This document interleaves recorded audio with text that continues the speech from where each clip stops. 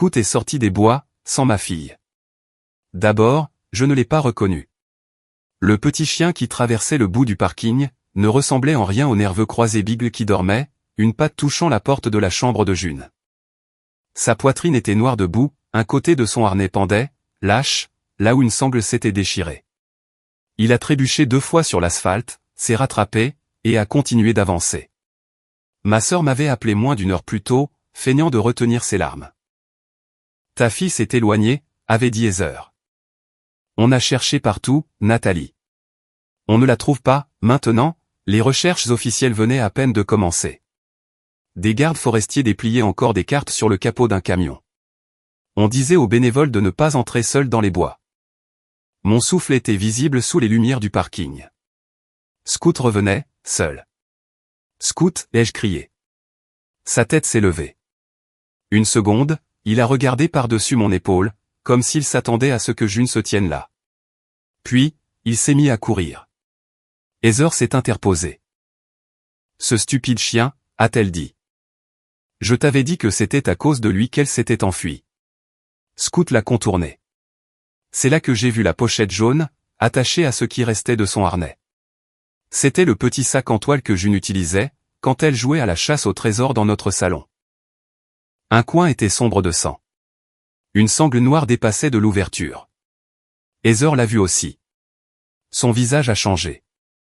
Pas beaucoup, la plupart des gens n'auraient rien remarqué. Sa bouche a cessé de trembler. Ses épaules se sont immobilisées. La panique qu'elle avait jouée a disparu si complètement, que c'était comme regarder quelqu'un éteindre une lumière. Elle a tendu la main vers Scout, avant que je ne puisse le faire. Donne-moi ça, a-t-elle dit. J'ai attrapé son poignet. Scout s'est pressé contre mes jambes, tremblant si fort que sa médaille métallique cliquetait contre la boucle. Il ne savait pas pister sur commande, et avait échoué au cours d'obéissance, car chaque fois que June s'éloignait, il la suivait. Mais il savait une chose. Je me suis accroupi jusqu'à ce que mon visage soit à son niveau. Qu'est-ce qu'elle m'a envoyé, ai-je chuchoté. Scout a baissé la tête et a poussé la pochette jaune dans mes mains. Heather l'a de nouveau agrippée. N'ouvre pas ça ici, a-t-elle lâché. Tu pourrais endommager la carte mémoire. Tout autour de nous a semblé s'arrêter. Le garde forestier à côté de moi a regardé la sangle noire, puis il a regardé Heather. Personne n'avait dit que l'objet était une caméra. Personne n'avait mentionné de carte mémoire. J'ai serré mes 2 mains autour de la pochette. Scout s'est effondré contre mes genoux.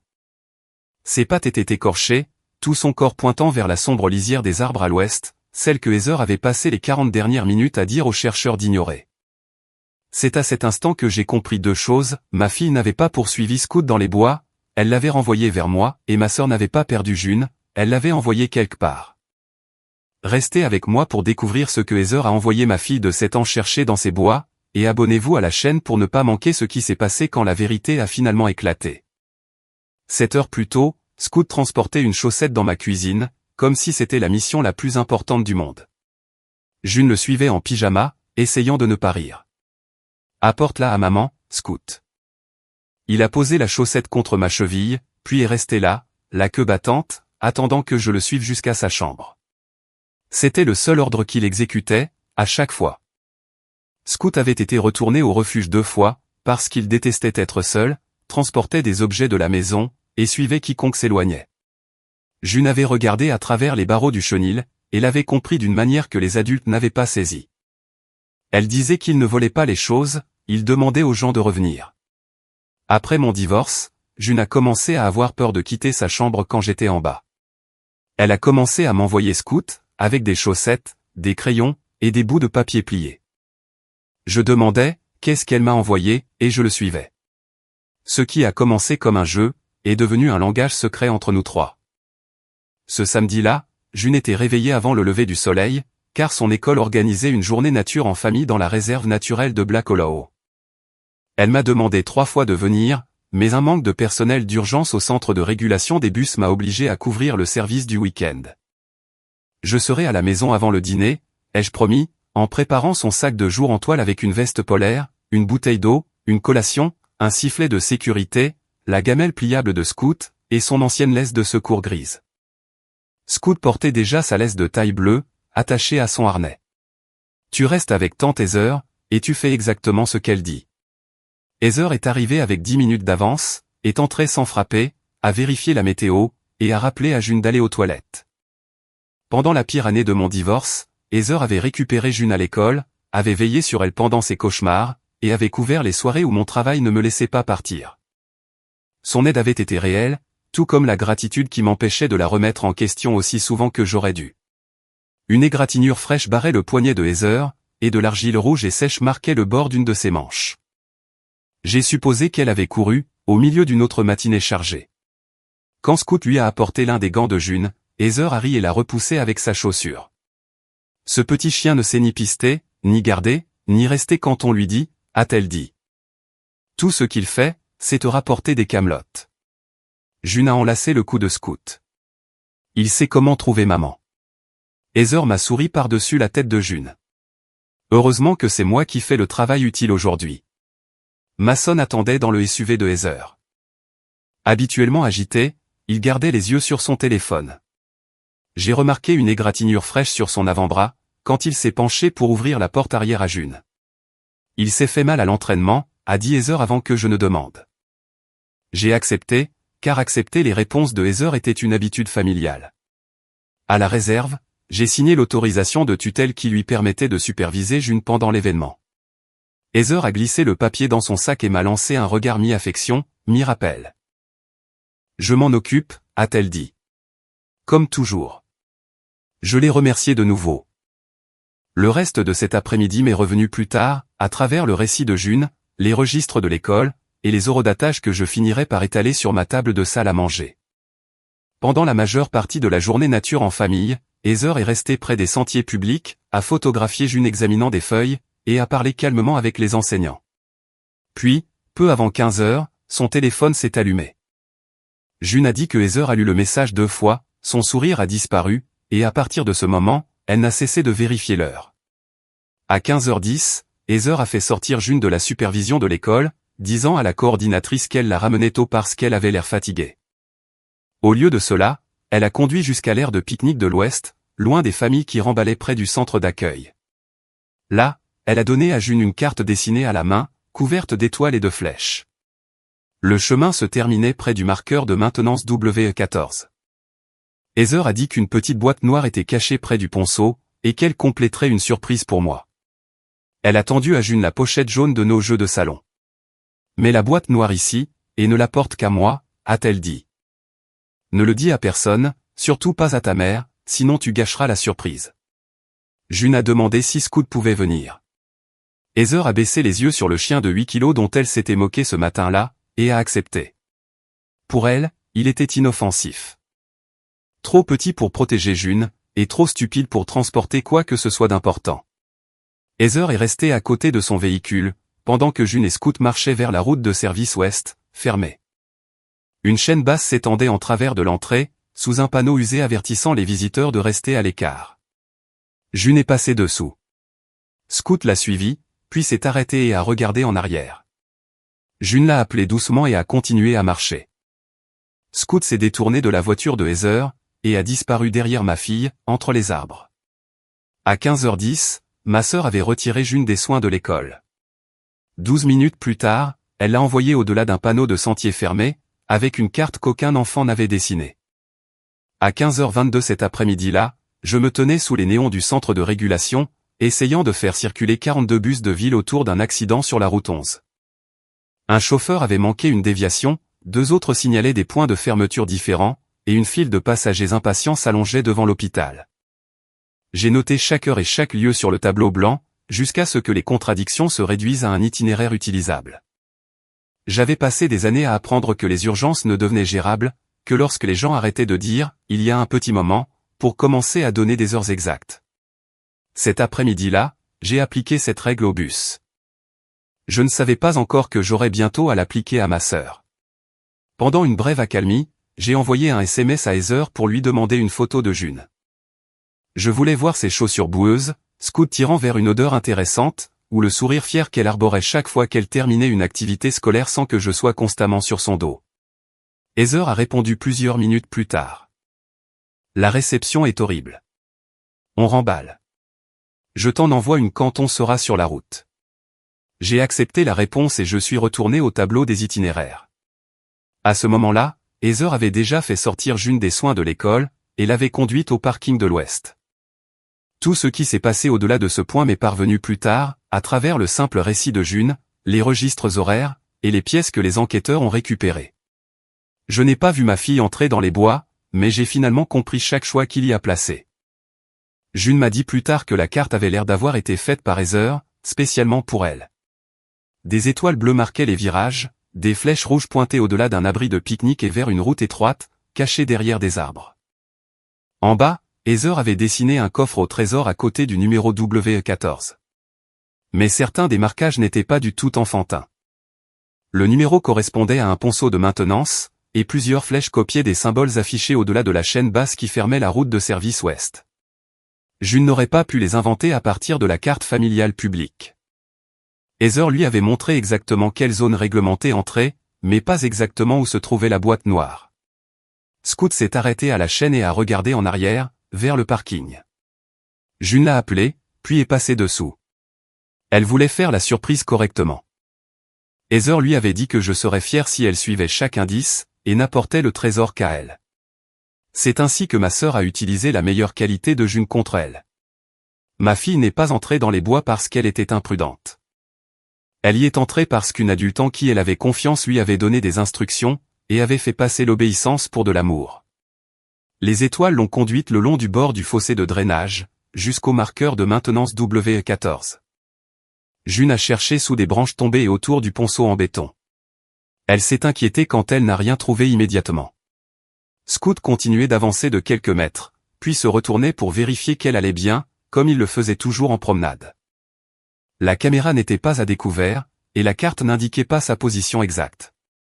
June l'a trouvée parce qu'elle s'est accroupie près d'une fougère cassée, et que le soleil bas de l'après-midi a brillé sur le bord exposé d'un objectif, sous les feuilles.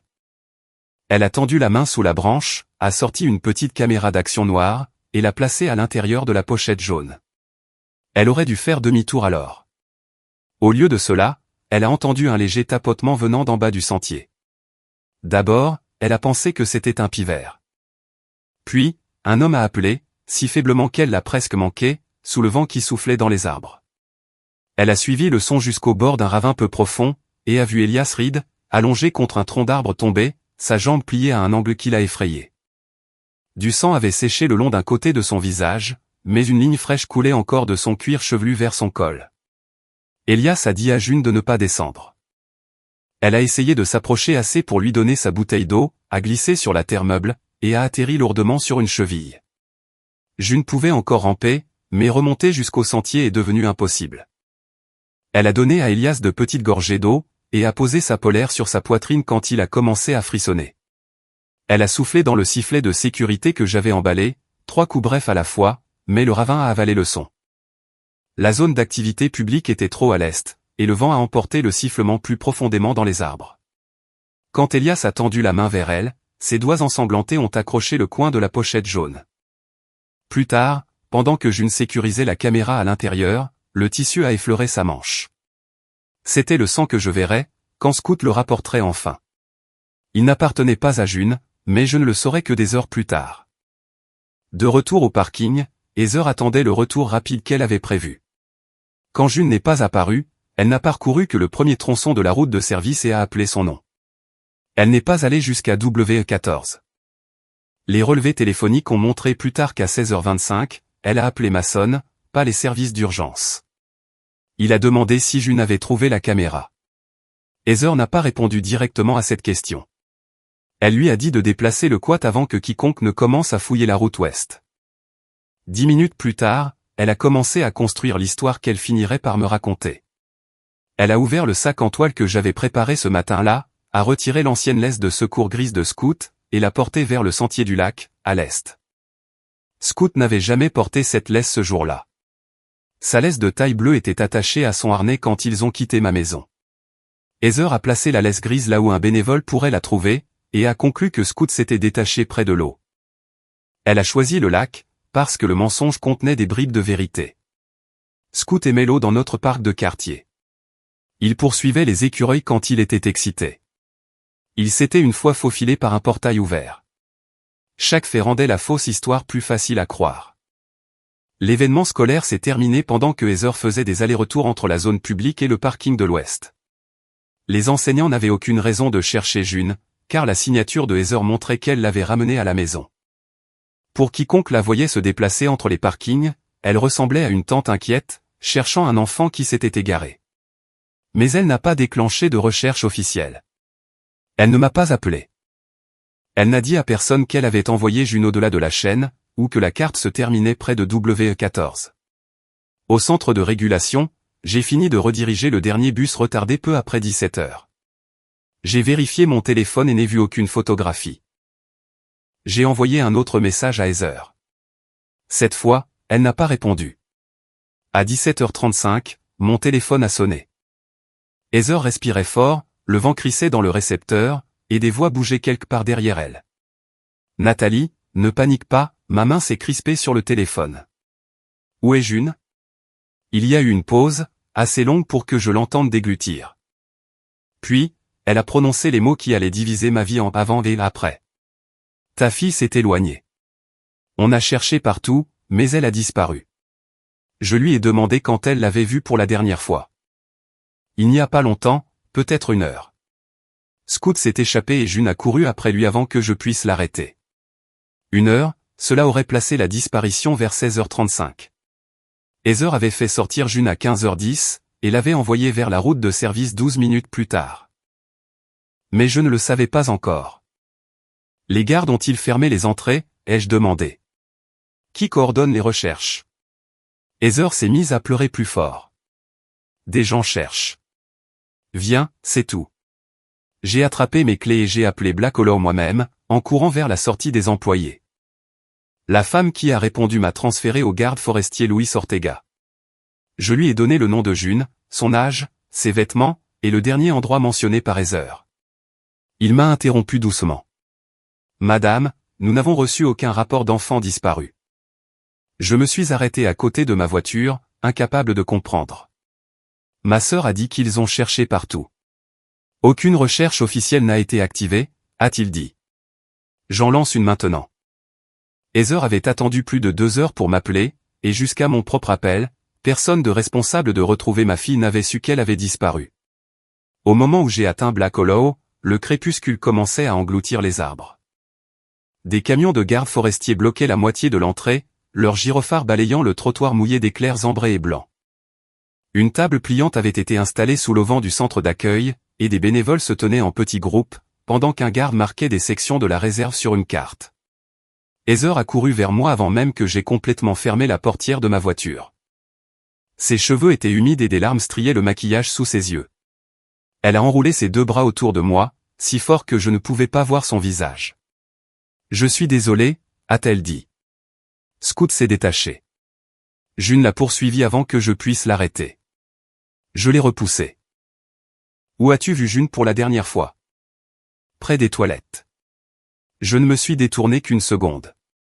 Le garde forestier Louis Ortega s'est approché, un carnet à la main. Il était calme sans être lent, de la manière dont les gens expérimentés le deviennent, quand tout le monde autour d'eux panique. Nous avons besoin d'une photo récente, d'une description de ses vêtements, et de quelque chose portant son odeur, a-t-il dit. Plus important encore, j'ai besoin de la dernière localisation exacte connue. Je lui ai tendu la photo de mon téléphone et j'ai décrit le jean de June, ses baskets violettes et sa polaire verte. Heather a interrompu avant que j'aie fini. Elle ne porte peut-être pas la polaire, a-t-elle dit. Elle avait chaud tout à l'heure. Je l'ai regardée. C'était dans son sac de jour. Heather s'est frotté le front. Alors, elle l'a probablement enlevé. Je ne sais pas, Nathalie, tout s'est passé si vite. Ortega est revenu à la question de l'emplacement. Heather a d'abord pointé du doigt le centre d'accueil. Elle était près des toilettes. Une enseignante à proximité a légèrement secoué la tête. Heather l'a remarqué et a changé sa réponse. En fait, quelqu'un l'a peut-être vue près des bus. Scout était agité, alors June l'a peut-être suivi vers le parking. Quel parking? A demandé Ortega. Heather a regardé vers la ligne sombre des arbres à l'est du centre d'accueil. Celui du bord du lac. Scout adore l'eau. Nathalie peut vous le dire. Cette partie était vraie. Dans notre parc de quartier, Scout tirait toujours vers l'étang. Il poursuivait les écureuils si June desserrait sa prise, et une fois, il s'était faufilé par notre portail arrière parce qu'un lapin avait traversé l'allée. Chaque détail offert par Heather appartenait au chien que je connaissais. Pendant plusieurs minutes terribles, je l'ai cru. J'ai imaginé Scout se détachant, June courant après lui, tous deux quittant le sentier public avant que Heather ne puisse réagir. J'ai imaginé ma fille, trop effrayée pour faire demi-tour sans lui. L'histoire correspondait si bien à son amour pour ce chien, que la peur a rempli chaque espace où le doute aurait pu se former. Le garde forestier Ortega a divisé les bénévoles en binômes et a dirigé les premières équipes de recherche vers l'est. Heather se tenait à ses côtés, répétant que le sentier du lac devait être vérifié en premier. Une femme portant un badge du personnel de l'école m'a touché le bras. « Madame Brox, puis-je vous parler ?» Elle s'appelait Madame Price, l'une des enseignantes de June. Elle m'a conduite à quelques pas sous l'auvent, où Heather pouvait encore nous voir, mais ne pouvait pas entendre chaque mot par-dessus la pluie qui commençait à taper sur le toit métallique. Heather a fait sortir June à 15h10, a dit Madame Price. Elle nous a dit que June était fatiguée et qu'elle la ramenait à la maison. Je l'ai fixée. Heather a dit que June avait disparu pendant l'événement. June n'était plus dans notre groupe lorsque la dernière activité a commencé. Nous pensions qu'elles étaient parties ensemble. Je me suis retourné vers ma sœur. Elle parlait à Ortega à côté de la carte, pointant de nouveau vers le lac. Heather ? Elle m'a regardé, puis Madame Price. Quelque chose de méfiant est apparu derrière sa panique. Tu as fait sortir June à 15h10, ai-je dit. Pourquoi m'as-tu dit qu'elle s'était enfuie pendant l'événement scolaire ? J'étais confuse. Il y avait des gens partout, et je ne pensais pas que la paperasse importait. Ça importe, parce que tu as dit qu'elle avait disparu 1 heure avant de m'appeler. Je ne sais pas exactement quand c'est arrivé. Tu l'as fait sortir plus de 2 heures avant cet appel. L'expression de Heather s'est durcie. Es-tu vraiment en train de m'interroger, alors que ta fille est portée disparue ? Les mots ont frappé exactement là où elle le voulait. La culpabilité est montée avant que la raison ne puisse l'arrêter. June était quelque part dans le froid, et je me tenais sous un auvent, à me disputer sur des formulaires. Puis, une fille de la classe de June s'est approchée de Madame Price. Sa mère se tenait derrière elle, les 2 mains sur les épaules de l'enfant. J'ai vu June avant qu'elle ne parte, a dit la fille. Sa tante lui a donné une carte au trésor. Heather a répondu avant que je ne puisse le faire. June l'a faite elle-même. Elle jouait tout l'après-midi. La fille a froncé les sourcils. Vous lui avez donné le papier plié et le sac jaune. Les yeux de Heather se sont tournés vers moi. C'était un petit jeu, rien de dangereux. Quel jeu, ai-je demandé.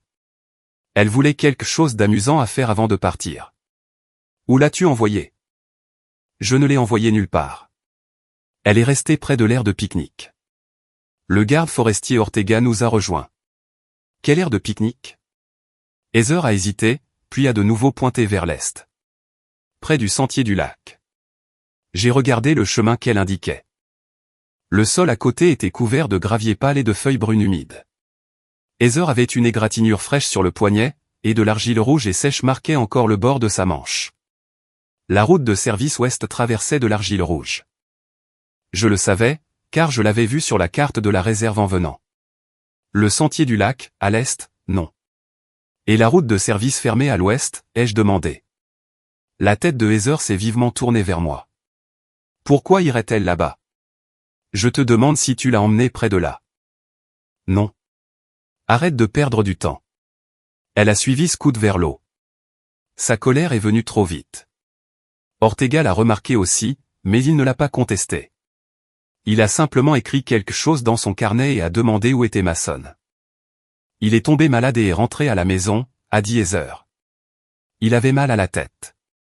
Son téléphone s'est allumé dans sa main. Le message est apparu moins d'1 seconde, avant qu'elle ne tourne l'écran contre son manteau. Est-ce qu'elle l'a eu ?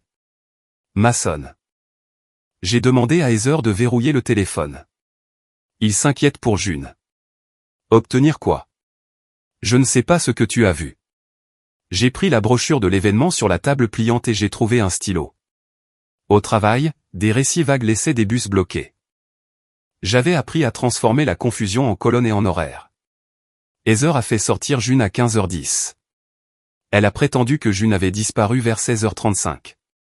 Elle m'a appelé à 17h35. Aucune recherche officielle n'a commencé avant mon appel. Même en utilisant la dernière version de Heather, au moins 90 minutes s'étaient écoulées, sans compte rendu clair de l'endroit où June avait été, ou de ce que Heather avait fait. La pluie s'est épaissie au-delà de l'auvent. J'ai imaginé les bras nus de June et je me suis souvenu de la polaire que j'avais emballée. Je ne savais pas qu'elle l'avait posée sur la poitrine d'un homme blessé. Je savais seulement que la température baissait, et que ma fille ne l'avait pas. Un bénévole s'est précipité du sentier, tenant quelque chose de gris. On a trouvé ça près du virage du lac. Heather s'est couvert la bouche. C'est la laisse de Scout. La vieille laisse grise pendait de la main gantée du bénévole. Une section près de la poignée avait été réparée avec des coutures noires, après que Scout l'ait mâchouillée quand il était chiot. Je me suis souvenu l'avoir pliée et placée au fond du sac en toile ce matin-là. Scout avait quitté ma maison portant sa laisse de taille bleue, attachée à son harnais. Il ne la portait pas, ai-je dit. Heather m'a regardé. Quoi? La laisse grise était dans le sac. Scout portait la laisse bleue. Elle aurait pu être changée plus tard. Par qui? Je ne sais pas, peut-être June. June pouvait attacher une laisse au harnais de Scout, mais elle n'avait aucune raison de retirer la laisse bleue, de la ranger, de sortir celle de secours, puis de laisser cette laisse sur un sentier, dans la direction opposée aux taches d'argile rouge de Heather. Ortega a pris la laisse grise du bénévole et l'a scellée dans un sac transparent. Heather s'est rapprochée de moi. Tu te concentres sur des détails qui n'ont pas d'importance. Ils ont de l'importance, si quelqu'un voulait que nous cherchions au mauvais endroit. Son visage s'est figé. Avant qu'elle ne puisse répondre, un léger cliquetis métallique est venu de l'autre côté des rangées de voitures garées. D'abord, j'ai pensé que c'était la pluie qui frappait un panneau desserré. Puis le son est revenu, inégal et familier. Les médailles de Scout. Toutes les têtes près de la table de commandement se sont tournées. Il a émergé de la lisière ouest, seul, trébuchant dans la lumière, avec la pochette jaune attachée à son harnais déchiré, et un coin du tissu sombre de sang. Le léger cliquetis est devenu le son des médailles de Scout heurtant la boucle déchirée de son harnais. Il a titubé entre les voitures garées, son ventre et ses pattes striées de boue rouge. Des bardanes s'accrochaient à la fourrure sous sa poitrine, et tous les quelques pas, une patte avant se pliait sous lui. Heather a bougé la première. Ce chien inutile, a-t-elle dit en se précipitant vers lui. Il est revenu sans elle. Il a dû laisser June là-bas. Scout a baissé le corps quand elle s'est approchée, puis l'a contourné et a continué à avancer vers moi. Il ne cherchait pas le parking au hasard. Ses oreilles se sont dressées à ma voix, et la force qui lui restait l'a porté sur le dernier tronçon de bitume. Je suis tombé à genoux. Un côté de sa laisse bleue avait disparu. Le harnais s'était déchiré près de son épaule, et la peau en dessous était à vif. Une pochette en toile jaune avait été attachée à la sangle restante. J'ai reconnu les étoiles délavées que June avait dessinées sur le devant, et le patch de travers que j'avais cousu sur un coin, après que Scout les mâchouillait pendant une de leurs chasses au trésor dans le salon. Une sangle noire dépassait de l'ouverture. Un côté du tissu était sombre de sang. Heather a tendu la main par-dessus mon épaule. Donne-moi le sac. J'ai bloqué sa main avec mon bras. Scout s'est pressé contre mes jambes, tremblant si violemment que ses médailles ont continué de cliqueter. J'ai posé une main sur sa poitrine. Son cœur battait la chamade sous ma paume. Qu'est-ce qu'elle m'a envoyé, ai-je demandé. Scout a poussé son museau contre la pochette jaune, puis a laissé son corps s'affaisser sur le bitume. L'ordre n'avait jamais signifié simplement porter un objet. June l'envoyait de sa chambre avec une chaussette ou une note pliée, et je le suivais jusqu'à elle. Scout était revenu parce qu'elle lui avait dit d'amener quelqu'un à elle. Heather a de nouveau agrippé la pochette. Nathalie, arrête. Tu ne sais pas où il a trouvé ça. J'ai attrapé son poignet avant qu'elle ne puisse le toucher. Toi non plus. Ses yeux se sont fixés sur la sangle noire. Alors n'ouvre pas. Tu pourrais endommager la carte mémoire. Le garde forestier Ortega, qui s'approchait de la table de commandement, s'est arrêté à côté de nous. Quelle carte mémoire, a-t-il demandé. La bouche de Heather s'est ouverte, mais aucune réponse n'est venue immédiatement. J'ai baissé les yeux sur la pochette. La majeure partie de l'objet restait cachée sous la toile. Je ne pouvais voir qu'une étroite bande de caoutchouc noir et une partie d'une sangle de montage. Personne n'avait dit que c'était une caméra. Personne n'avait même touché le contenu. Heather a libéré son bras. On dirait une sangle de caméra d'action. N'importe qui pourrait le reconnaître à partir de ça. Ortega a demandé. Elle a regardé vers les équipes de recherche au lieu de lui répondre. Des motards illégaux utilisent ces sentiers tout le temps. Ça pourrait appartenir à n'importe qui. Ortega a mis une paire de gants et m'a demandé de ne pas retirer l'objet avant de le lui remettre. J'ai photographié la pochette exactement comme Scout l'avait livré, y compris les nœuds, la tache de sang et le harnais déchiré. Mes mains tremblaient tellement que j'ai dû prendre les photos 2 fois. Ortega a scellé la pochette dans un sac de preuve transparent. À travers le plastique, il a délicatement ouvert le tissu, assez pour confirmer qu'une petite caméra d'action était à l'intérieur, mais il ne l'a pas allumée. Heather s'est rapprochée. Ça n'a rien à voir avec June. Scout l'a probablement ramassé après s'être enfui. Je me suis levé lentement, une main toujours posée sur le dos de Scout. Tu as dit que June l'avait poursuivi. C'est ce qu'elle a fait. Alors, comment est-il revenu en portant la pochette au trésor que tu lui as donné? Les yeux de Heather se sont tournés vers la petite fille de la classe de June, qui se tenait toujours sous l'auvent avec sa mère. Je t'ai dit que June jouait. Elle a attaché ça à Scout. J'ai dit qu'elle a utilisé l'ordre qu'elle n'utilise que lorsqu'elle veut qu'il m'apporte quelque chose. Il ne l'a pas quitté.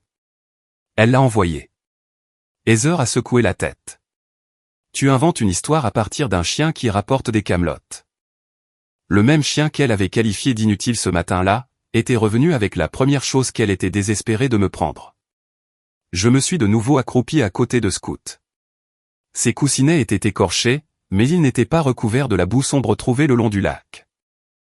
De l'argile rouge avait séché entre ses orteils. Des ronces de la route de service ouest s'en mêlaient sous son ventre. Quand je me suis penché plus près, j'ai senti la faible odeur d'essence sur la pochette jaune, sur un côté de son harnais. Il n'était pas près du lac, ai-je dit. Heather a croisé les bras. Tu ne peux pas le savoir. Je sais à quoi ressemble la boue du lac. C'est de l'argile rouge. Ortega s'est agenouillé à côté de Scout, mais ne lui a pas demandé de pister ou de suivre une odeur. Scout était épuisé, non entraîné pour les recherches, et le traiter comme un chien de sauvetage ferait perdre un temps qu'il n'avait plus. J'ai appelé le nom de June vers les arbres de l'ouest. Scout s'est redressé de force.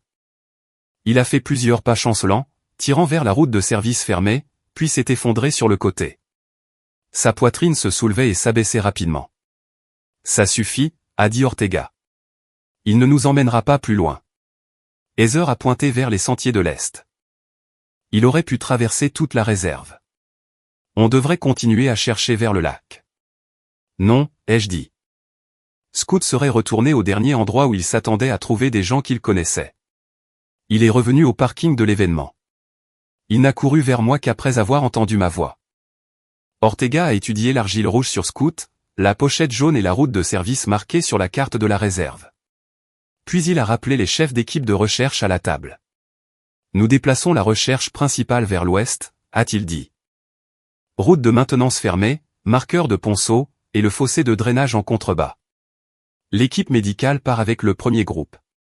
Heather s'est interposée entre lui et la carte. Vous changez toute la recherche à cause d'un chien. À cause de preuves physiques, a répondu Ortega. Si la caméra appartient à des motards, vous envoyez tout le monde dans la mauvaise direction. Son insistance a renforcé la peur qui se formait déjà en moi. Heather avait passé des heures à pousser les chercheurs vers le lac. Maintenant que Scout était revenu de l'ouest, portant un objet qu'elle reconnaissait, elle voulait plus que tout que la route ouest soit ignorée. La première équipe a atteint la chaîne basse du service en quelques minutes. J'ai suivi jusqu'à ce qu'Ortega m'arrête au bord du chemin réglementé. Restez là où nous pouvons vous trouver, a-t-il dit. Si June entend la voix de sa mère, nous vous appellerons. Les chercheurs sont passés sous la chaîne et ont disparu parmi les arbres. Leurs lampes de poche vacillaient sur la route d'argile rouge. La pluie avait ramolli le sol, assez pour préserver des empreintes superposées. Un garde a crié qu'il avait trouvé des traces de pneus, plus larges que celles d'un vélo.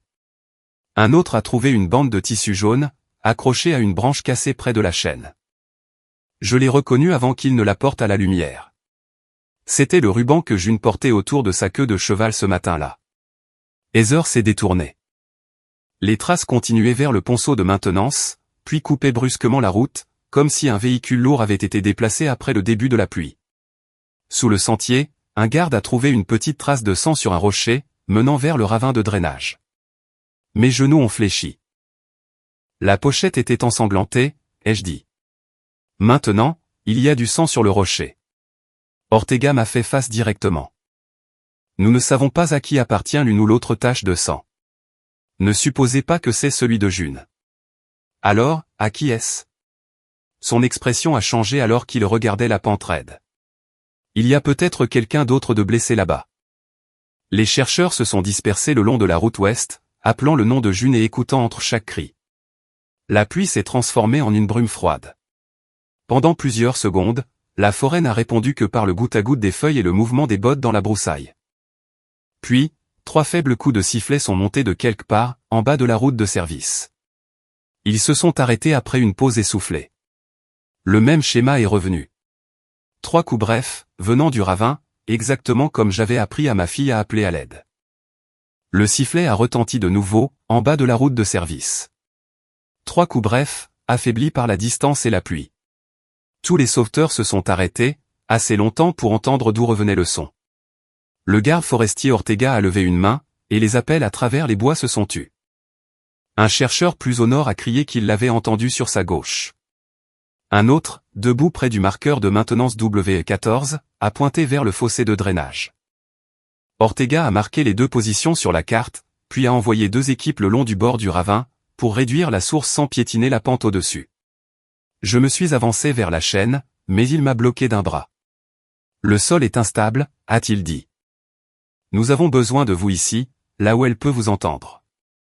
Heather se tenait à plusieurs mètres derrière nous, pâle sous les lumières du parking. Elle avait arrêté de dire aux gens de chercher vers le lac. Maintenant, elle regardait les arbres de l'ouest, comme si elle attendait d'apprendre ce qu'ils allaient rendre. Ortega m'a guidé plus près du bord de la route de service. La pluie glissait de mes cheveux dans mes yeux. Le ravin en contrebas était presque invisible, au-delà de la première rangée de branches mouillées. Appelez-la, a-t-il dit. Utilisez quelque chose que seule elle reconnaîtrait. J'ai mis mes mains en coupe autour de ma bouche. June. Maman revient toujours. Ces mots avaient commencé pendant mon divorce, quand June se réveillait et demandait si je pourrais disparaître pendant qu'elle dormait. Je les avais répétés depuis des couloirs sombres, à l'extérieur des portes de salle de bain, et à travers des cours d'école bondées, chaque fois qu'elle me perdait de vue. Pendant plusieurs secondes, seule la pluie a répondu. Puis, un faible sifflement est monté d'en bas. 3 coups brefs. Elle vous a entendu, a dit Ortega. J'ai appelé de nouveau. Reste où tu es, bébé. Ils viennent te chercher. Une voix d'enfant a flotté à travers les arbres, trop faible pour que je la comprenne, mais c'était June. Le son a brisé quelque chose en moi. J'avais passé des heures à imaginer le silence, car le silence pouvait tout signifier. Sa voix signifiait qu'elle était en vie, froide et effrayée, attendant au fond d'un ravin, parce que quelqu'un en qui elle avait confiance l'y avait envoyée. L'équipe de sauvetage a ancré des cordes à 2 arbres et est descendue avec des trousses médicales et un brancard rigide. Des pierres meubles ont roulé sous leurs bottes. Un sauveteur a crié que l'aide arrivait. Un autre a demandé combien de personnes se trouvaient en bas. 2, a répondu une voix. Le mot n'appartenait pas à June. Ortega a regardé le sang sur le rocher, puis la pochette jaune scellée, posée à côté de la table de commandement. Il y avait une autre victime dans les bois, exactement comme il l'avait craint. Le premier rapport radio est arrivé quelques minutes plus tard. Nous avons l'enfant, consciente et réactive. Le deuxième patient est un homme adulte avec un traumatisme important à la jambe. Mes genoux ont fléchi, mais Ortega a gardé une main près de mon coude, sans m'éloigner du bord. Les sauveteurs ont trouvé June assise à côté d'un homme plus âgé, à la base d'un tronc d'arbre tombé. Sa polaire verte était étalée sur sa poitrine, une de ses mains reposait sur sa manche, et l'autre tenait le sifflet de sécurité. Elle n'arrêtait pas de lui dire que sa mère viendrait, car elle avait peur qu'il ferme les yeux et arrête de lui répondre. June avait des éraflures aux 2 paumes et de la boue sur son jean. Sa cheville était enflée à l'intérieur d'une de ses baskets violettes, et elle ne pouvait pas s'appuyer complètement dessus. Elle était froide et déshydratée, mais consciente. Il n'y avait pas de saignement grave, ni pour elle ni pour Scout. L'homme à côté d'elle était Elias Reed, un bénévole de 67 ans qui entretenait les marqueurs de drainage de la réserve. Sa jambe semblait fracturée, chaque respiration provoquait une douleur le long de ses côtes, et le sang d'une blessure au cuir chevelu avait séché dans son col. Les sauveteurs pensaient qu'il avait été exposé pendant des heures. Plus tard, June m'a dit qu'après avoir trouvé la boîte noire sous une fougère cassée, elle a entendu Elias taper sa bouteille d'eau en métal contre un rocher. Elle a suivi le son jusqu'au ravin. Il l'a prévenue de ne pas descendre, mais elle a essayé de s'approcher assez pour lui passer son eau, et a glissé sur la terre meuble. Une fois qu'elle a réalisé qu'elle ne pouvait pas remonter, elle est restée. Elle lui a donné de petites gorgées, a posé sa polaire sur lui, et a soufflé dans le sifflet par groupe de 3. Quand personne n'a répondu, elle a mis la caméra dans la pochette jaune. La main et la manche ensanglantée d'Elias ont touché un coin pendant qu'elle travaillait, ce qui explique la tâche que Scout a rapportée. Les tests confirmeraient plus tard que le sang appartenait à Elias. June a utilisé le nœud simple qu'elle pratiquait pendant leur jeu de trésor, pour attacher la pochette au harnais endommagé de Scout. Scout n'a pas voulu la quitter au début. Il s'est assis contre sa jambe, gémissant et regardant entre elle et la pente. Elle a donné l'ordre une fois. Porte-le à maman. Il est resté. Puis June a pointé du doigt le ravin et a réessayé. Porte-le à maman. Ramène-la. Scout s'est finalement éloigné d'elle. Il n'avait pas su comment secourir qui que ce soit. Il avait seulement compris que June m'envoyait quelque chose, et que lorsqu'il accomplissait la tâche, je le suivais toujours. Les sauveteurs ont d'abord sécurisé Elias, pour qu'il ne glisse pas plus bas sur la pente humide. Quand ils ont eu June dans un harnais de sécurité et que le bord était stable, Ortega m'a autorisé à passer la chaîne. J'ai atteint le ravin alors qu'il laissait vers la route. Ses lèvres avaient perdu leur couleur, et des mèches de cheveux mouillés collaient à son visage. Elle semblait plus petite à l'intérieur du harnais de sauvetage que ce matin-là dans ma cuisine. Maman. Je suis là. Je ne lui ai pas fait de discours. J'ai enroulé mes 2 mains autour de son visage, j'ai senti son souffle contre mon poignet, et j'ai pressé mon front contre le sien. Elle a attrapé le devant de mon manteau et s'est accrochée, pendant qu'un secouriste la couvrait d'une couverture thermique. Je savais que Scout te trouverait, a-t-elle chuchoté. C'est ce qu'il a fait. Est-ce qu'il est blessé? Ses pattes sont douloureuses, mais il est revenu. Son corps s'est légèrement détendu contre le mien. Derrière nous, Heather a appelé son nom. June. Ma chérie, je suis là. June s'est tournée vers la voix. Au moment où elle a vu Heather s'approcher, elle a reculé si brusquement que le secouriste a stabilisé sa cheville blessée. Ne la laisse pas prendre la boîte noire, a-t-elle dit. Heather s'est arrêtée. Quelle boîte noire, ma chérie, a-t-elle demandé, adoucissant sa voix. Tu es confuse parce que tu as froid. June m'a regardé au lieu de répondre. Heather s'est assise à côté du lit. Scout a couru en premier, tu te souviens? Tu es allé après lui parce que tu étais inquiète. June a secoué la tête. Il était avec moi. Tu avais peur. Les choses peuvent se mélanger quand on a froid. J'ai suivi la carte. Heather a eu un petit rire patient. La carte que tu as faite, parce que tu voulais une aventure. Je ne l'ai pas faite. Tu as écrit mon nom dessus. Tu as dessiné les flèches. Heather m'a jeté un coup d'œil. Elle a subi un traumatisme. Tu ne devrais pas l'encourager à blâmer les gens. Je suis resté au pied du lit. Demande-lui comment elle se sent. Ne lui dis pas ce qui s'est passé. Heather s'est penchée plus près de June et a baissé la voix. Personne ne te blâme, ma chérie. On a seulement besoin de s'assurer qu'ils comprennent que Scout s'est enfui en premier. La bouche de June a tremblé. Ce n'est pas le cas. S'il pense qu'un chien a fait tomber un enfant dans un ravin, il pourrait décider qu'il n'est pas sûr. La fourrière pourrait l'emmener quelque part où tu ne pourras pas lui rendre visite. La respiration de June a changé. Elle m'a regardé avec terreur. Maman, est-ce qu'ils vont prendre Scout? J'ai traversé la pièce et je me suis interposé entre Heather et le lit. Sors. Heather s'est levée. J'essayais de la protéger. Tu as menacé une enfant de 7 ans de perdre son chien, pour qu'elle répète ton histoire. Ce n'est pas ce que j'ai dit. Tu ne parleras plus seul à June. L'inquiétude de Heather a disparu. Tu ne peux pas m'empêcher de voir ma propre nièce. Je suis sa mère. Regarde-moi faire. Un agent de sécurité a escorté Heather dans le couloir. Elle a protesté assez fort pour que tout le monde près du poste des infirmières l'entende, disant que j'étais émotive et que je retournais June contre elle. J'ai fermé la porte. June pleurait maintenant. J'ai dit à Scoot de partir. C'est pour ça qu'ils vont le prendre? Je me suis assise à côté d'elle et j'ai tenu ses deux mains. Personne ne prendra Scoot parce que tu lui as demandé de l'aide. Tu as fait exactement ce qu'il fallait. Mais tante Heather a dit que c'était un secret. Les adultes ne demandent pas aux enfants de cacher un danger à leurs parents.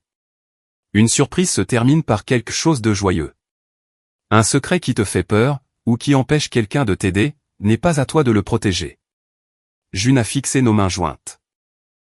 Elle a dit que la boîte noire était pour toi. Je sais. Mais elle a dit que je devais la lui donner, seulement à elle. C'était son mensonge, pas le tien. On a frappé à la porte.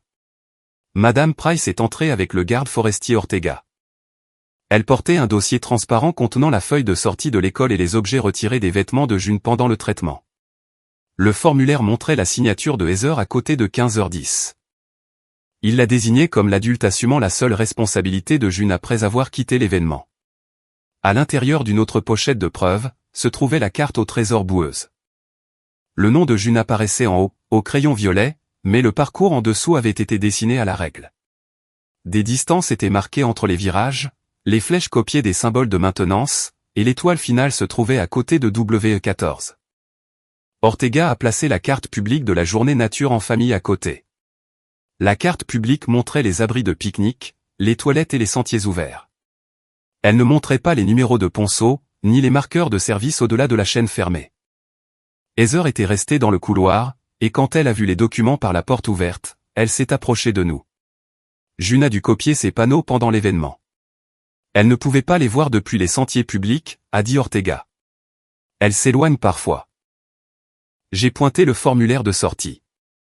Tu as dit à l'école que tu l'as ramené à la maison, puis tu lui as donné une carte complète, menant au-delà d'une route fermée. Heather a croisé les bras. Tu n'as aucune preuve que je l'ai dessiné. Le nom de l'enfant est au crayon, a dit Ortega. Les mesures et les codes des marqueurs sont d'une écriture d'adulte. Nous les comparons. Les portes de l'ascenseur se sont ouvertes derrière elle. Ma mère en est sortie, avec Mason.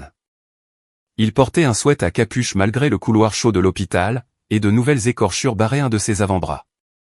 Son visage était gris sous les lumières. Il a vu June à travers la vitre, mais n'a pas demandé de nouvelles de sa cheville, ni si elle avait chaud. Est-ce que la caméra fonctionne toujours, a-t-il demandé. Heather s'est vivement tournée vers lui. Mason, arrête de parler. Le couloir est devenu silencieux. Mason a regardé sa mère, puis la pochette de preuves contenant la carte. Ortega lui a demandé de passer dans une salle de consultation séparée.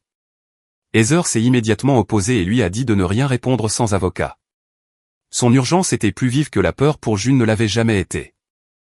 Mason a suivi Ortega sur quelques pas, puis s'est arrêté à côté de la porte de ma fille. À travers la vitre, il a regardé June serrer le renard en peluche que Heather avait apporté, et le repousser. Ses yeux se sont remplis. Je ne savais pas qu'elle allait envoyer June, a-t-il chuchoté. Heather s'est avancée vers lui. Ne dis pas un mot de plus. Je me suis interposé. Qui a été blessé ce matin? Le regard de Mason est resté sur June. L'homme dans le ravin, a-t-il dit. Il était vivant quand maman est arrivée. Ma mère s'est couvert la bouche. Heather a dit à Mason qu'il était confus, mais il a secoué la tête. Je voulais appeler à l'aide. Je lui ai demandé pourquoi il ne l'avait pas fait. Mason a finalement regardé sa mère. Je lui ai dit d'appeler le 911. Elle a dit qu'un seul appel ruinerait ma vie. La confession de Mason n'est pas venue d'un seul coup. Après qu'il ait dit qu'Elias était vivant quand Heather est arrivé, le garde forestier Ortega a cessé de poser des questions, jusqu'à ce qu'un enquêteur pour mineurs et un avocat puissent être présents. Heather a exigé que Mason parte avec elle, mais il a refusé de bouger de la chaise, devant la chambre de June. Le lendemain matin, la température de June s'était stabilisée et l'enflure de sa cheville avait commencé à diminuer. Pendant qu'elle dormait, Mason a accepté de répéter son récit dans une petite salle de consultation, avec les adultes appropriés présents. J'y ai assisté, car ses actions avaient directement mené à ce qui était arrivé à ma fille. Mason a fixé le sol en avouant avoir pris le quad sans permission, avant l'ouverture de la réserve. La route de service ouest était fermée, mais il y avait déjà roulé et pensait que personne ne le verrait sitôt. Il avait attaché la caméra d'action à sa poitrine, car il voulait des images de lui conduisant vite le long de la route de maintenance. Il a baissé les yeux quand son téléphone a vibré. Quand il a relevé la tête, Elias était juste devant. « J'ai freiné », a dit Mason. C'était trop tard. Le quad a heurté Elias et l'a projeté dans la pente de drainage.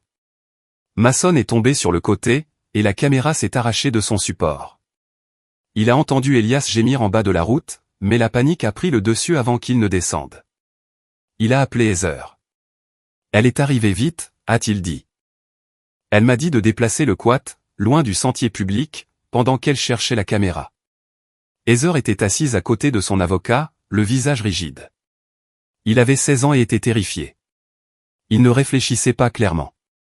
Mason a admis avoir quitté les lieux. Il a également admis être revenu pendant les recherches de June, et avoir de nouveau déplacé le quad après que Heather lui ait envoyé un message. Heather a interrompu. Il croyait se protéger d'être blâmé pour un accident. Un homme blessé gisait dans un ravin, ai-je dit. Elle pensait que les agents d'entretien le trouveraient, a répondu Gloria depuis le bout de la table, ou qu'il était déjà au-delà de toute aide. Personne ne savait à quel point il était blessé. Mason a baissé la tête. Le premier fichier de la caméra avait déjà été récupéré. Ortega n'a pas diffusé le son des clips ultérieurs, mais il nous a montré les images confirmées de l'impact sur un ordinateur portable du département. L'image a tremblé alors que Mason roulait sous le panneau de route fermé. Son téléphone s'est allumé près du bas du cadre. Il a baissé les yeux moins de 2 secondes. Quand la vue s'est relevée, Elias s'est tourné vers le son du quad. Mason a crié. L'image a tressailli, et la caméra est tombée dans les broussailles. L'écran est devenu noir sous les feuilles, mais l'enregistrement a continué. Heather a pointé l'image figée. Ça prouve ce que Mason vous a dit. Il a fait une terrible erreur et a paniqué. Mon implication a commencé après l'accident. Vous avez cherché la caméra au lieu de signaler la collision, ai-je dit. Je ne connaissais pas l'état d'Elias. Vous saviez où il était. Je croyais que quelqu'un le trouverait. Gloria a tendu la main par-dessus la table vers moi. Nathalie, l'accident de Mason et la disparition de June sont 2 choses distinctes. Tu as retrouvé ta fille. Elias est en vie. 2 enfants ne devraient pas perdre leur avenir pour une seule journée horrible. J'ai regardé Mason. Il était responsable d'avoir regardé son téléphone, d'avoir heurté Elias, d'avoir quitté les lieux, et plus tard, d'avoir déplacé le quad.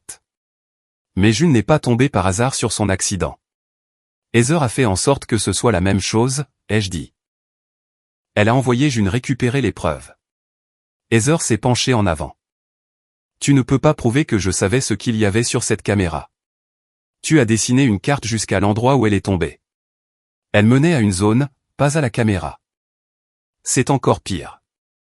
Tu as envoyé une enfant de 7 ans chercher sur une route de drainage réglementée, parce que tu ne voulais pas y retourner toi-même.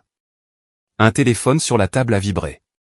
Ortega a répondu, a écouté, et a écrit plusieurs mots dans son carnet. Les enquêteurs avaient localisé le quad dans un hangar de stockage d'un parent, à 20 km de Black Hollow. De l'argile rouge restait sous le châssis. Les dommages à l'avant et les traces de transfert correspondaient au matériel collecté près du site de l'impact. Le parent a dit que Mason l'avait apporté là pendant les recherches, et avait demandé à le laisser pour la nuit. Ortega a ensuite posé un relevé de messages imprimés sur la table. À 16h40, alors que June était déjà portée disparue, Heather avait écrit à Mason, déplace-le maintenant. Il cherche. Heather a regardé son avocat. J'avais peur qu'il suppose que le quad avait causé la disparition de June. Personne ne savait pour le quad, a dit Ortega. Elle n'a pas répondu. Cet après-midi-là, je suis retourné dans la chambre de June avec des copies du registre de sortie de l'école, les horaires des appels qu'Ortega était autorisé à partager, et la distance marquée sur la carte de la réserve. Je les ai étalés sur la table roulante à côté de son lit. Au travail, je construisais des chronologies, car une fausseur pouvait envoyer un bus dans une intersection fermée. Ici, chaque fausseur avait éloigné les gens de mon enfant. La collision a eu lieu peu après 7 heures du matin. Heather est arrivée à la réserve quelques minutes plus tard. À 15h10, elle a fait sortir June de la supervision de l'école. À 15h22, elle a donné à June la carte. Quand June n'est pas revenue, Heather a appelé Mason à 16h25. À 16h40, elle lui a dit de déplacer le quad. À 17h35, elle m'a appelé. La recherche officielle n'a commencé qu'après que j'ai contacté la réserve. Heather n'avait pas pris une seule décision effrayée. La chronologie montrait une chaîne de moments où elle aurait pu s'arrêter. Elle aurait pu appeler pour Elias. Elle aurait pu dire à l'école où elle emmenait June. Elle aurait pu suivre la carte elle-même, quand June n'est pas revenue. Elle aurait pu diriger les gardes forestiers vers W14. Au lieu de cela, chaque retard a protégé le mensonge précédent, et a créé un nouveau danger. June s'est réveillée pendant que j'écrivais les heures en une colonne droite. Elle m'a regardé un moment, puis a demandé si Mason avait laissé l'homme dans le ravin. Oui, ai-je dit. Les adultes sont en train de découvrir exactement ce qui s'est passé. Ses yeux se sont posés sur la carte boueuse, dans sa pochette de preuves. Je n'aurais pas dû passer sous la chaîne. Tu as suivi les instructions d'une adulte en qui tu avais confiance. Mais je savais que le panneau disait « fermé ». Tu as 7 ans. Heather a conçu le choix, de sorte que lui obéir signifiait enfreindre la règle. Cette responsabilité lui incombe, pas à toi. June a pincé les lèvres. Si je n'avais pas trouvé la caméra, Scout ne serait pas blessé. Si Heather ne t'avait pas envoyé, aucun de vous deux n'aurait été là. Elle a regardé l'espace vide à côté du lit, où elle voulait que Scout soit. J'ai tenu sa main jusqu'à ce que la culpabilité se desserre assez pour qu'elle ferme de nouveau les yeux. Mason a demandé à me parler avant de quitter l'hôpital. Son avocat est resté à proximité. Il m'a dit que ce n'était pas la première fois que Heather le protégeait de ses conduites imprudentes. Des mois plus tôt, il avait endommagé une clôture après avoir pris une motocross sur un terrain privé. Heather avait payé les réparations, et avait dit au propriétaire que quelqu'un d'autre conduisait. Mason n'a jamais fait face à la restriction dont il avait été averti. Elle disait toujours qu'elle pouvait arranger les choses, a-t-il chuchoté. Je pensais qu'elle pouvait arranger ça aussi. Heather est apparue au bout du couloir et a appelé son nom. Mason a sursauté avant de se tourner vers elle. Elle se décrivait toujours comme une mère protégeant son fils d'une seule erreur. Gloria voulait croire à cette version, car elle laissait la place au pardon, sans se demander ce que le pardon coûterait à June. Le garde forestier Ortega est revenu après le coucher du soleil. Il m'a dit que la caméra avait enregistré l'impact dans des fichiers ordinaires de 5 minutes. Sa batterie était déjà faible, elle a donc enregistré 4 segments complets et un dernier segment partiel, avant de s'éteindre. Rien de l'après-midi n'avait été enregistré, et les fichiers du matin n'avaient pas été écrasés. L'impact n'est que le premier clip, a-t-il dit. J'ai demandé ce que contenaient les fichiers restants. Ortega a jeté un coup d'œil par la fenêtre, à June endormie sous la couverture de l'hôpital. Le deuxième clip commence avec votre sœur qui vérifie son pouls. Le garde forestier Ortega a diffusé l'audio récupéré dans une petite salle d'interrogatoire à l'hôpital. L'écran de l'ordinateur portable du département est resté noir, car la caméra avait atterri sous les feuilles, mais le microphone avait continué d'enregistrer. J'étais assise près de la fenêtre, les deux mains crispées autour d'un gobelet en papier que j'avais oublié de boire. Heather était assise en face de la table avec son avocat. Gloria était à côté d'elle, comme si la proximité physique pouvait encore maintenir notre famille unie. Le premier son était Mason, respirant trop vite. Des feuilles ont craqué sous ses chaussures, suivi du bruit de pierres meubles glissant dans le ravin. Est-ce qu'il est mort? A demandé Mason. Heather lui a dit de rester près de la route. Sa voix, sur l'enregistrement, était plus stable que la sienne, impatiente plutôt qu'effrayée. Des branches ont bougé contre le microphone alors qu'elle descendait vers Elias. Pendant plusieurs secondes, tout ce que nous avons entendu, c'est sa respiration et le bruissement humide des feuilles. Puis, Elias a gémi. Heather a dit, il respire. Le gobelet en papier s'est plié sous mes doigts. Mason s'est mis à pleurer. Alors appelle le 911, maman. On doit t'appeler.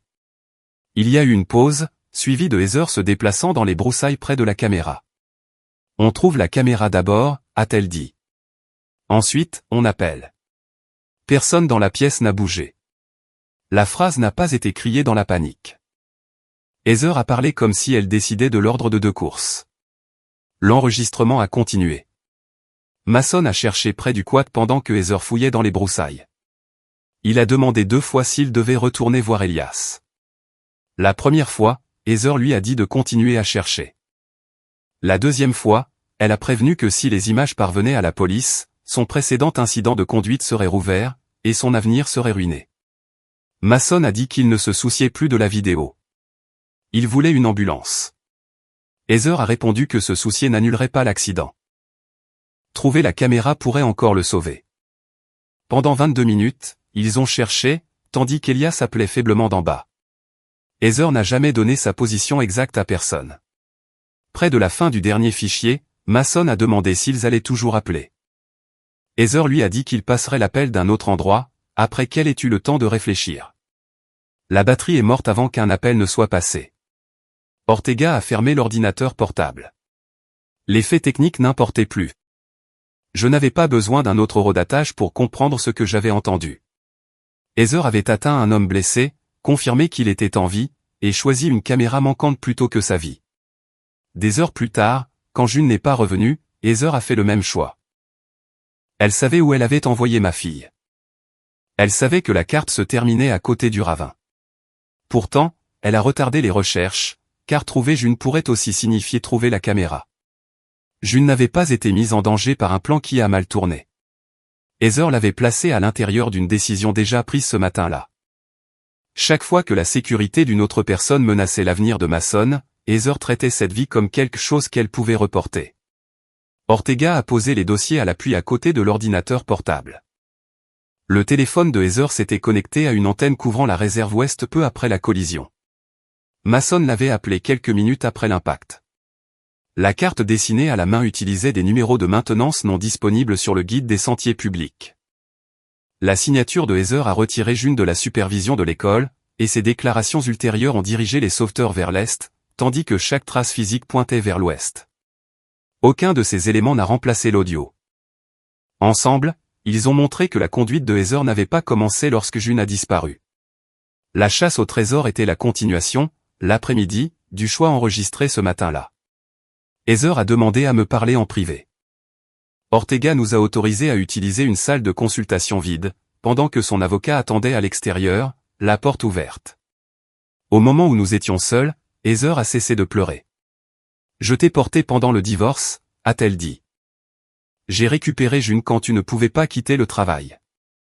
Je me suis assise avec elle quand elle se réveillait en hurlant pour son père. Tu aurais perdu ton travail sans moi. » Tout ce qu'elle a énuméré était vrai. C'est pourquoi la trahison a atteint si profondément. Sa gentillesse n'avait jamais semblé être un prêt, jusqu'à ce qu'elle exige le remboursement avec mon silence. Je t'ai confié ma fille à cause de ces choses, ai-je dit. Tu as utilisé cette confiance pour l'envoyer dans une section fermée de la forêt. Mason a fait une erreur. J'essayais d'empêcher une matinée terrible de détruire toute sa vie. Tu as laissé Elias sans aide. Il a survécu. Tu as laissé June là-bas après qu'elle ne soit pas revenue. Elle a survécu aussi. La facilité avec laquelle elle l'a dit m'a glacé. Heather s'est rapprochée. Tu les as tous les deux en vie, et maintenant tu veux te venger parce que tu es en colère. Mason ne devrait pas tout perdre parce que tu as besoin que quelqu'un soit puni. Il ne s'agit pas de ce dont j'ai besoin. C'est exactement de ça qu'il s'agit. Tu veux prouver que tu étais la meilleure mère, après tout. J'ai finalement compris que protéger Mason n'était qu'une partie de sa motivation. Heather avait besoin de rester la personne qui contrôlait les conséquences qui atteignaient notre famille, et qui les absorbait. Elle ne voyait pas June, Elias, ou même Mason comme des personnes autorisées à faire des choix moraux en dehors de son plan. Gloria m'a rejointe après le départ de Heather. Elle avait entendu l'enregistrement, mais elle a quand même demandé si l'affaire pouvait être réglée en privé. Elias est en vie, a-t-elle dit. June est en sécurité. Mason peut faire amende honorable. Nous pouvons aider tout le monde sans déchirer la famille en public. Le garder privé est la raison pour laquelle Heather a appris qu'elle pouvait continuer à faire ça. Ma mère a baissé les yeux. Elle n'était pas d'accord, mais elle ne pouvait plus nier le schéma. Ce soir-là, Heather a essayé une approche différente. Elle a appelé et a dit que l'assureur de l'école enquêterait sur la raison de la présence de scouts à l'événement. Elle a prétendu que les administrateurs pourraient dire qu'il était un animal incontrôlé, et le blâmer d'avoir mené June au-delà du sentier. Il était autorisé à être là, ai-je dit. Peux-tu le prouver? S'il décide qu'il a causé cela, la fourrière pourrait l'évaluer. Tu sais comment fonctionnent ces rapports. J'ai mis fin à l'appel, mais la menace m'a suivi dans la chambre de June. Scout avait été libéré de la clinique vétérinaire, et était couché sur une couverture à côté de son lit. Une patte avant bandée, et la zone à vif sous son épaule couverte. June dormait, les doigts enroulés dans la fourrure près de son cou. Heather a envoyé un email avant minuit. En pièces jointes, une déclaration préparée, écrite comme si elle venait de moi. Elle affirmait que June avait pris la carte sans permission, avait inventé la chasse au trésor, et avait poursuivi Scout après qu'il se soit détaché.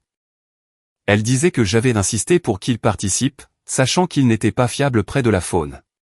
Heather a proposé de payer les frais médicaux de June et d'aider à couvrir mes services pendant sa convalescence. Tout ce que j'avais à faire, c'était de signer avant 9 h le lendemain matin. Le dernier message est arrivé pendant que je regardais June respirer. Signe avant 9 h demain, où je m'assurerai qu'il lui enlève ce chien. Heather a demandé une dernière réunion de famille avant la date limite de 9 h, pour la déclaration qu'elle voulait que je signe. Elle a choisi la maison de notre mère, l'endroit où chaque désaccord de notre famille avait finalement été adouci en quelque chose que nous étions censés surmonter ensemble. June est restée à l'hôpital avec une infirmière en qui elle avait confiance, et Scout endormi à côté de son lit. Je n'ai emporté que des copies des dossiers que j'étais autorisé à avoir, et la chronologie que j'avais écrite moi-même. La carte originale, la caméra, les messages et les preuves physiques sont restés avec les enquêteurs. Je n'allais pas chez Gloria pour prouver une affaire criminelle.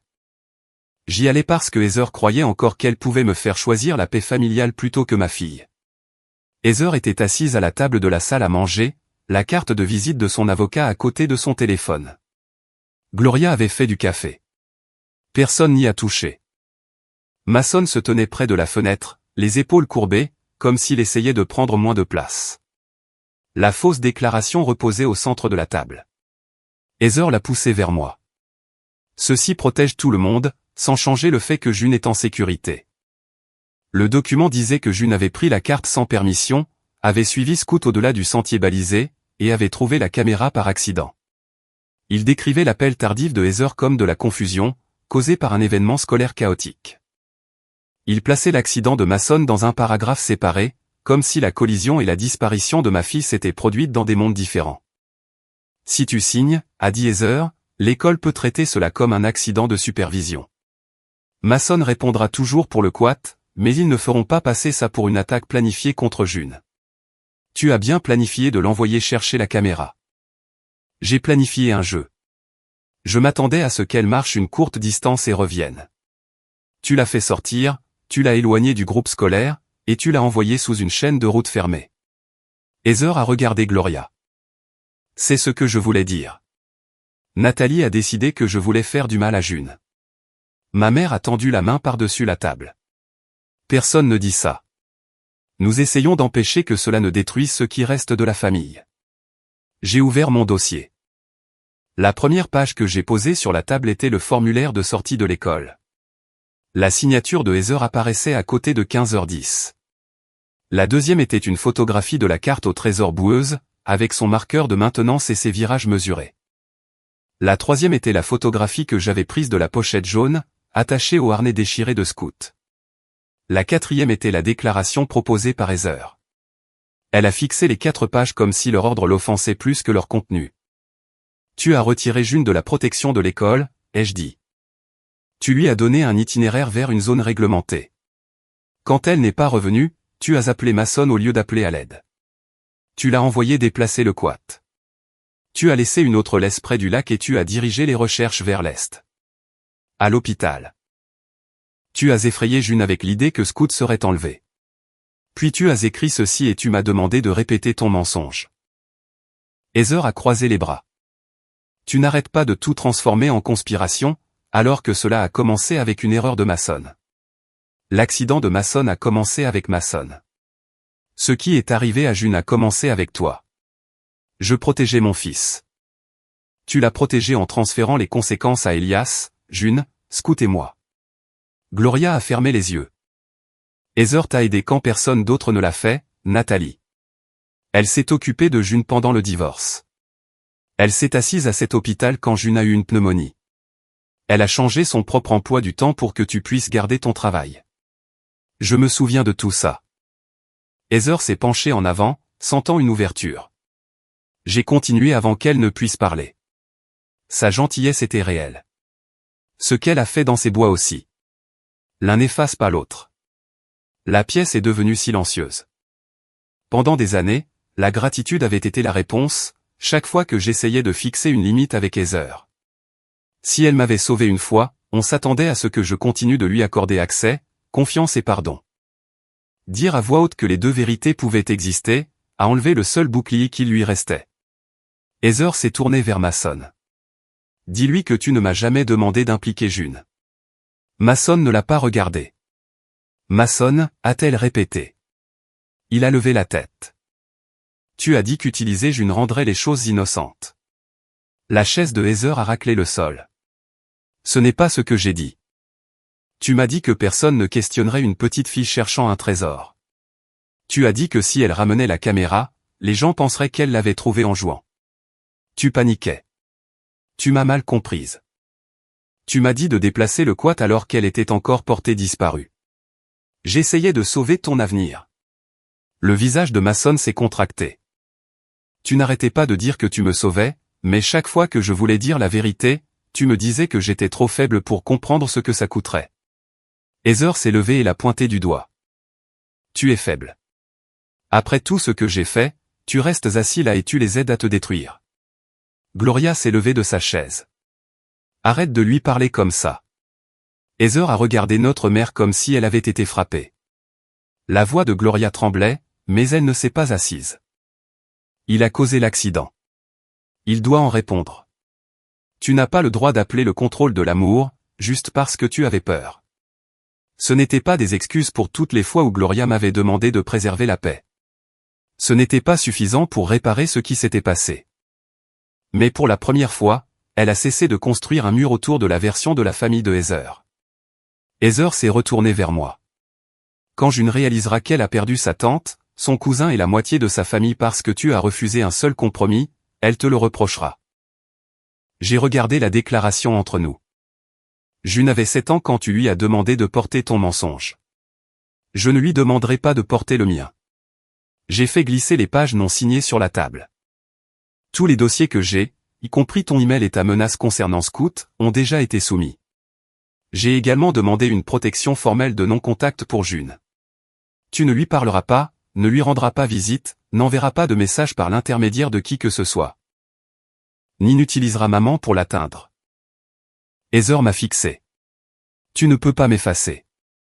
Je n'efface pas ce que tu as fait. C'est la différence. J'ai rassemblé mon dossier et je suis parti, avant que quiconque ne puisse transformer le moment en une autre dispute. Je n'ai pas attendu de voir si Heather pleurait, criait ou trouvait une nouvelle explication. Je n'avais pas besoin de la satisfaction de la voir perdre le contrôle dans cette pièce. Ma fille m'attendait. Plus tard dans la journée, Ortega m'a informé que Heather avait été emmenée pour un interrogatoire formel. L'enquête porterait sur son utilisation de June, les rapports tardifs et faux, la dissimulation de preuves, et sa décision de laisser Elias sans aide. Personne ne m'a promis une condamnation immédiate ou une fin juridique parfaite. Mason est entré dans une procédure juvénile distincte. Son aveu n'a pas effacé l'accident, l'abandon d'Elias ou le déplacement du quad. Il ferait face à des restrictions de conduite, à une restitution et à une responsabilité structurée. Dire la vérité ne l'avait pas rendu innocent. Cela avait seulement mis fin au contrôle de sa mère sur ce qu'il était autorisé à admettre. Je suis retourné à l'hôpital après la tombée de la nuit. Scout a levé sa patte bandée quand je suis entré, puis a de nouveau baissé la tête quand il m'a reconnu. June était endormie, une main posée près de son épaule. Je me suis assise à côté d'elle et j'ai écarté les cheveux de son front. Ses yeux se sont légèrement ouverts. Tu es revenu? J'ai pris sa main. Toujours. 3 mois plus tard, la pochette jaune reposait toujours sur l'étagère la plus haute de notre salon. June la voulait assez près pour la voir, mais pas là où Scout pouvait l'atteindre. Aucun d'eux n'était prêt à la traiter comme un jouet ordinaire. Le danger immédiat était passé, mais aucun de nous n'en était sorti indemne. La cheville de June a guéri avant la peur. Elle se réveillait parfois en appelant le nom de Scout, puis sortait du lit pour s'assurer qu'il était toujours devant sa porte. Les pattes de Scout ont récupéré et la fourrure a repoussé sous son épaule, mais les rangées denses d'arbres le faisaient s'arrêter si brusquement que sa laisse se tendait entre nous. J'ai appris à ne pas tirer. Heather est restée sous une ordonnance de non-contact pendant que l'affaire avançait. Elle ne pouvait pas rendre visite à June, l'appeler, envoyer des cadeaux ou passer des messages par l'intermédiaire de membres de la famille. Pour la première fois de ma vie, Heather ne contrôlait plus la façon dont nos proches décrivaient ce qui s'était passé. Les dossiers, la caméra et ses propres mots lui avaient retiré ce pouvoir. Mason a admis sa responsabilité dans la procédure juvénile. Il a perdu son permis de conduire, est entré dans un programme de responsabilité structurée, et a commencé à travailler à la restitution des dommages qu'il avait causés. Dire la vérité n'a pas effacé le moment où il a regardé son téléphone, a laissé Elias dans le ravin, où est revenu pour déplacer le quat. Cela signifiait que son avenir était changé, plutôt que déclaré sans valeur. Il a écrit de courtes excuses à June. J'ai laissé sa conseillère les lire d'abord, puis j'ai laissé June décider si elle voulait les lire. Elle a placé l'enveloppe dans un tiroir sans l'ouvrir. Je ne lui ai pas demandé de lui pardonner, avant qu'elle ne comprenne ce que le pardon signifiait pour elle. Elias a passé des semaines en rééducation après une opération à la jambe. Il avait encore mal quand il respirait profondément, mais il marchait avec assistance et devait rentrer chez lui. Un après-midi, une carte est arrivée, de son écriture inégale. June m'a demandé de la lire à haute voix. Il l'a remerciée d'être restée à ses côtés quand elle avait froid et peur. Il l'a remerciée d'avoir partagé son eau, de l'avoir gardée éveillée, et d'avoir été assez courageuse pour renvoyer Scout quand elle le voulait à ses côtés. En bas, il avait écrit que le courage ne ressemblait pas toujours à se battre. Parfois, il ressemblait à faire confiance à quelqu'un d'autre pour finir ce que l'on ne pouvait pas faire seul. June a plié la note avec soin et l'a gardée à côté de son lit. Ma mère a commencé à venir une fois par semaine. Gloria n'est pas arrivée avec des discours sur la famille, ou des demandes de comprendre la douleur de Heather. La première fois qu'elle est venue, elle s'est tenue dans ma cuisine et s'est excusée de m'avoir demandé de préserver la paix, quand le prix avait toujours été payé par la personne avec moins de pouvoir. Je pensais que garder tout le monde ensemble, c'était la même chose que de protéger la famille, a-t-elle dit. Je vois maintenant que je protégeais la personne qui causait les dégâts. J'ai accepté les excuses, sans prétendre que cela réparait tout. Les visites de Gloria sont restées limitées, et elle n'était pas autorisée à discuter de l'affaire de Heather avec June. La confiance est revenue par doses mesurées. Non pas parce que nous partagions le même sang, mais parce que ma mère a respecté chaque limite que j'ai fixée. J'ai aussi changé nos routines. J'ai ajusté mon emploi du temps au centre de régulation, j'ai organisé une garde de secours avec 2 prestataires agréés, et j'ai créé une liste écrite des adultes autorisés à récupérer June. Aucun parent unique ne deviendrait plus jamais si essentiel, que la gratitude pourrait être utilisée comme autorité sur ma fille. June a commencé à rencontrer une conseillère qui comprenait les traumatismes infantiles. Certaines séances se passaient bien, d'autres se terminaient avec June silencieuse sur la banquette arrière, tenant la laisse de Scout des 2 mains. Un après-midi, elle a posé la question qu'elle portait depuis l'hôpital. Si je savais que le panneau disait « fermé », est-ce que c'était quand même ma faute d'être passé dessous? J'ai arrêté la voiture avant de répondre. Tu étais responsable d'essayer de suivre les règles, ai-je dit. Heather était responsable de te donner des instructions qui faisaient que la suivre, signifiait enfreindre une règle. Les adultes sont censés rendre les enfants plus en sécurité, pas utiliser leur confiance contre eux. June a fixé le pare-brise. Et si quelqu'un dit que c'est un secret? Nous avons une nouvelle règle. Les surprises sont joyeuses, et elles finissent toujours par être partagées. Les secrets sur le danger, les attouchements, les menaces ou l'infraction aux règles vont directement à maman, à ta conseillère, à un enseignant ou à un autre adulte de confiance. Même si la famille me dit de ne pas le faire? Surtout alors. Elle a hoché la tête lentement. Je ne pouvais pas effacer ce que Heather lui avait appris sur la trahison, mais je pouvais lui donner un langage pour la reconnaître, avant qu'elle ne la piège de nouveau. Scout avait besoin de sa propre guérison. Nous ne l'avons pas ramené à Black Hollow. Je ne croyais pas que la guérison exigeait de le forcer à se tenir là où il avait eu peur. Nous avons commencé par de courtes promenades dans un parc de quartier ouvert. Il y avait des arbres sur les bords, mais pas de sentiers denses, et aucun endroit où June pourrait disparaître de ma vue. Scout est resté près d'elle, regardant en arrière tous les quelques pas, comme s'il comptait la distance entre nous. Un après-midi tranquille, June s'est arrêtée pour refaire ses lacets. Scout a marché quelques mètres devant, a remarqué qu'elle manquait, et s'est figé. Il s'est retourné et a attendu. Avant les bois, June se serait peut-être excusée de le ralentir. Au lieu de cela, elle a souri. « J'arrive », a-t-elle dit. Scout est resté où il était jusqu'à ce qu'elle le rejoigne, puis ils ont continué ensemble. Ce soir-là, June m'a demandé de descendre la pochette jaune. La toile avait été nettoyée, mais une légère tache restait près d'un coin. Une sangle manquait, et les vieilles coutures s'étaient défaites là où le harnais de Scout s'était déchiré.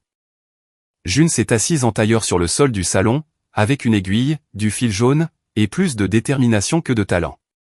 Je l'ai aidée à enfiler l'aiguille, mais je l'ai laissée faire les réparations elle-même. Les points traversaient irrégulièrement le tissu, certains trop rapprochés, d'autres laissant de petits espaces. « Je peux t'en acheter une nouvelle », ai-je dit. June a secoué la tête sans lever les yeux. « Non. Celui-ci connaît le chemin de la maison. » Scout était couché à côté d'elle, son menton reposant près de son genou. Quand elle a terminé, June a trouvé un carré de papier et a écrit quelque chose avec son crayon violet. Elle l'a plié 2 fois et l'a placé à l'intérieur de la pochette réparée. Pendant un instant, je m'attendais à ce qu'elle l'attache au harnais de Scout, et donne l'ordre qui nous avait reliés pendant des années. Au lieu de cela, June s'est levée, a parcouru la petite distance entre nous, et m'a placé la note directement dans la main. Il était écrit, « Il est revenu parce qu'il savait que tu viendrais pour nous. » Je me suis assise à côté d'elle par terre. Scout s'est déplacé jusqu'à ce que sa tête repose sur nos 2 pieds, touchant June et moi en même temps. La pochette réparée est restée à proximité, ouverte et vide. Personne ne lui a demandé de porter quoi que ce soit. Scout avait rapporté la vérité hors des bois. Ce qu'il nous a ramené, c'était quelque chose de plus grand. Il a ramené la certitude que la loyauté, ce n'était pas de garder le silence pour les gens que l'on aimait. Parfois, c'était de quitter la personne à côté de soi, parce qu'on faisait confiance à quelqu'un d'autre pour venir. Ce soir-là, la main de June dans la mienne, et Scout endormi sur nos 2 pieds, personne n'a eu besoin de m'envoyer chercher. J'étais déjà à la maison.